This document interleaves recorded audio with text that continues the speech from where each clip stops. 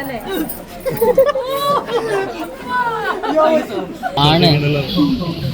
സത്യമായിട്ട് ഞാൻ പ്രഗ്നന്റ് ആണ്. സീരിയസ്ലി ഞാൻ സീരിയസ്ലി ഞാൻ വെറുതെ പറയാം, ഫേക്ക് അല്ല അത്. ഞാൻ ഇത് അതുകൊണ്ടാണ് സാരി എടുത്തു വന്നത്. ഞാൻ ചുരിദാറിൽ ഇടാറ്. സാരി എടുത്ത് വന്നല്ല അത് മറച്ചു വെക്കാൻ വേണ്ടിട്ട്. അല്ലെങ്കിൽ നിങ്ങൾ വയറ് കാണത്തില്ലേ? ഞാൻ തമാശ പറയല്ലോ കേട്ടോ. നിങ്ങളിപ്പോ ചിരിക്കുന്നില്ലേ?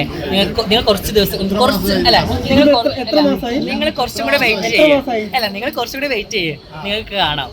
ഞാൻ എന്താ എത്ര മാസമായി? ഇപ്പൊ എനിക്ക് 5 മാറും. ഇനി ഞാൻ ഗർഭിണിയല്ല. അതുപോലെ തന്നെ ജാസി ഒരു പ്രസ്താവന പറഞ്ഞിരുന്നു, ഒരു അടുത്ത ജന്മത്തിൽ ഒരു പൂർണ്ണതയുള്ള സ്ത്രീയായിട്ട്. അത് ഞാൻ ഉറച്ചു നിൽക്കുന്നു. അത് പറഞ്ഞിട്ടും കമ്മ്യൂണിറ്റി ഭയങ്കര പ്രശ്നമായിട്ടുണ്ടായിരുന്നു എന്നോട്. കാരണം ജാസി എന്തുകൊണ്ട് അങ്ങനെ പറഞ്ഞു, പിന്നെ എന്തുകൊണ്ട് ഇങ്ങനൊരു ഈ ലൈഫ് തിരഞ്ഞെടുത്തു എന്നുള്ളത്. ഞാനൊരു കാര്യം വിട്ടു, അത് എൻ്റെ പേഴ്സണൽ കാര്യമാണ്. എനിക്ക് ഈ ലൈഫിൽ ഞാൻ ഓൾറെഡി ഇങ്ങനെ ആയി, എനിക്ക് അടുത്ത ലൈഫിൽ ഇങ്ങനെ വേണ്ട.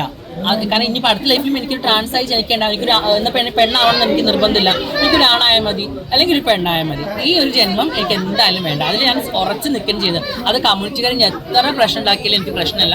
കാരണം ഞാൻ എൻ്റെ കാര്യമാണ് പറഞ്ഞത്, കമ്മ്യൂണിറ്റിയിലെ ബേസ്ഡ് അല്ല ഞാൻ പറഞ്ഞത്. ഞാൻ എൻ്റെ കാര്യങ്ങൾ പറയാനുള്ള അവകാശവും ഇതും എനിക്ക് ഇന്ത്യൻ ഭരണഘടന അനുസരിച്ച് തരുന്നുണ്ട്. ഒരു കമ്മ്യൂണിറ്റി ആൾക്കാർ പേടിച്ചിട്ടത് പറയാണ്ടിരിക്കേണ്ട ഒരു ആവശ്യമില്ല.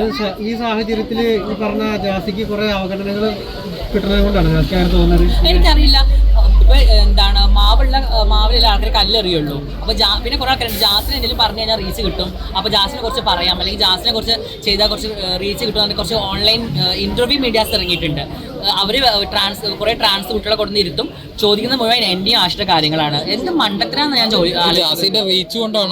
അതുകൊണ്ട് തന്നെയാണ് എനിക്കറിയാലോ. അപ്പൊ അതുകൊണ്ട് ഞാൻ പ്രതികരിക്കുന്നില്ല. കാരണം ഞാൻ പ്രതികരിച്ച് അവർക്ക് റീച്ച് കൊടുക്കാൻ എനിക്ക് താല്പര്യപ്പെടുന്നില്ല. ഈ ട്രാൻസ് കമ്മ്യൂണിറ്റിയിലേക്ക് നിർബന്ധിച്ച ആളുകളെ അങ്ങനെയൊന്നുമില്ല. അത് എനിക്ക് അതിനെ കുറിച്ചൊന്നും അറിയില്ല. അത് അങ്ങനെയൊന്നും ഉണ്ടാവില്ല. ട്രാൻസ് എന്ന് പറഞ്ഞാൽ നമ്മുടെ ഉള്ളിൽ സത്യം മനസ്സിലാക്കി വരുന്നതല്ല. അങ്ങനെ ഒരാളെ നിർബന്ധിച്ച് അങ്ങനെ കൊണ്ടുവരാനൊന്നും അങ്ങനെയൊന്നും പറ്റത്തില്ല. അത് അല്ല, അങ്ങനെ ആളും അങ്ങനെ വരത്തില്ല. കാരണം ഒരു ആണൊരിക്കലും ഒരു സ്ത്രീവേഷം ചെയ്ത് നടക്കാൻ ആഗ്രഹിക്കില്ലല്ലോ. അത് അവരുടെ മനസ്സുകൊണ്ട് അങ്ങനെ സ്ത്രീ ആയതുകൊണ്ടാണല്ലോ അങ്ങനെ വരുന്നത്. അല്ലാണ്ട് ഞങ്ങളുടെ കമ്മ്യൂണിറ്റി അങ്ങനെ വലിച്ചയച്ച് അങ്ങനെ ഒന്നും കൊണ്ടുവരുന്ന ആൾക്കാരൊന്നുമില്ല. എല്ലാവരും അവരുടെ ഇഷ്ടപ്രകാരം തന്നെയാണ് വരുന്നത്.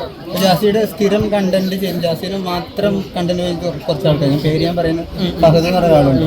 അപ്പം ആളെപ്പോഴും ജാസിയുടെ നെഗറ്റീവ്സ് മാത്രമാണ് പറയുന്നത്. അപ്പം അതിനോട് എന്താ പറയുക?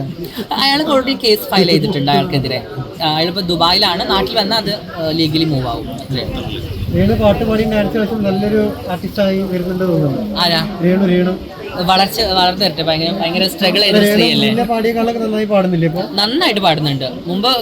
മുമ്പ് തന്നെ ഒരുപാട് മാറി ചേച്ചി. ഭയങ്കര സന്തോഷം അത് കാണുമ്പോൾ. ഒരു ഫ്രണ്ട് എന്ന നിലയിൽ ഒരുപാട് സന്തോഷമുണ്ട്.